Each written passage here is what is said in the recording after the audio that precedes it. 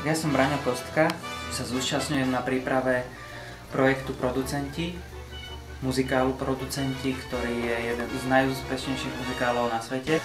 A som veľmi rád ako muzikant, ma veľmi teší, že na Slovensku sa taký muzikál dostal. A samozrejme je to pre mňa veľká česť, že sa môžem zúčastniť na príprave. Mám tu česť nahrávať podklady, pripravovať spevákov, teda hercov, a starať sa o celú tú hudobnú stránku tohoto projektu. Snažíme sa, aby sme to stihli, samozrejme robíme tu čo sa dá, nočné a tak ďalej.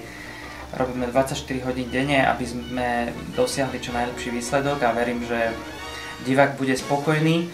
Je to skvelá muzika, je to muzika, ktorá je inštrumentovaná s tým najveľkorysejším spôsobom, je to taká big bandová, swingová muzika.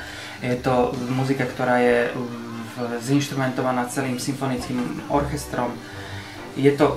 Ponúka úžasné farby, úžasné songy, v ktorých sa predstavia úžasní speváci, naši herci, ktorí sa už mali možnosť predstaviť na muzikálových javiskách, takže máme sa na čo tešiť.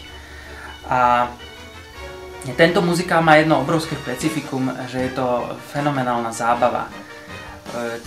Vždy, keď máme pretlak pracovný, tak vždy sa na tých songoch zasmejeme, aj pod pracovným stresom, pracovným tlakom, vždy nás to rozosmeje a verím, že divák si príde na svoje, lebo dnes človek potrebuje v divadle sa zasmiať a to určite nájdete pri predstavení Producenti. Začína šaj, už začína šaj.